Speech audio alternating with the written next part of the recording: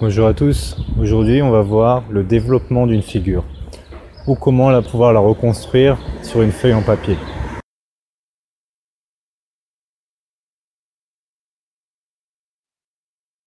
Alors, qu'est-ce que c'est qu'un développement ou un patron? C'est la représentation en deux dimensions de toutes les faces d'un solide, de telle sorte qu'en la découpant et en pliant ses faces, on peut reconstituer le solide en trois dimensions. Alors, un exemple très connu que vous avez sûrement déjà fait, c'est le dé, autrement dit le cube. Si on le découpe et que l'on plie, on va reconstituer un cube. On va maintenant voir différentes figures, de telle sorte que vous vous habituez à cette représentation en développement. La figure la plus simple, après le cube, c'est le parallélépipède rectangle. Donc comment va-t-on faire pour tracer son développement? Mettez pause, essayez de réfléchir. Je vous propose de commencer par la face du bas. Donc pour un parallélépipède rectangle, toutes les faces sont des rectangles, on va faire que des rectangles. Mais de quelle dimension? Donc la face qui est en bleu a une longueur de grand L et une largeur de petit l. On peut la tracer. Puis on va faire la face que j'ai représentée en vert.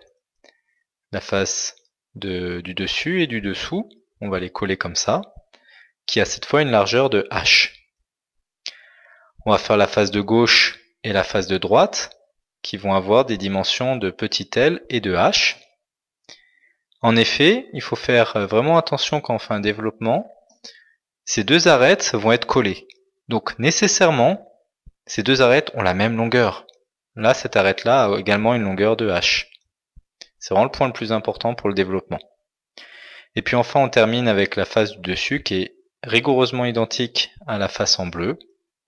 On a terminé notre développement. Il faut imaginer dans votre tête de le découper et de replier. Est-ce que ça reconstitue bien le solide de départ?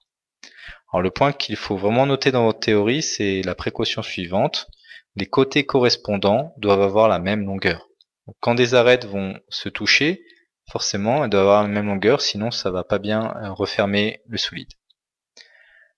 Pour voir une figure particulière, le cylindre, on a déjà vu dans le chapitre précédent que l'aire de la surface latérale, quand elle est dépliée, ça correspond au périmètre du cercle. Donc le patron ou le développement du cylindre va être comme ceci. Et alors le point le plus important, c'est bien sûr la longueur de ce rectangle. On va maintenant voir la pyramide. Alors essayez de mettre pause pour réfléchir à la forme du développement. C'est vraiment pas une figure très compliquée. On a la base. Et puis toutes les autres faces d'une pyramide, ce sont des triangles.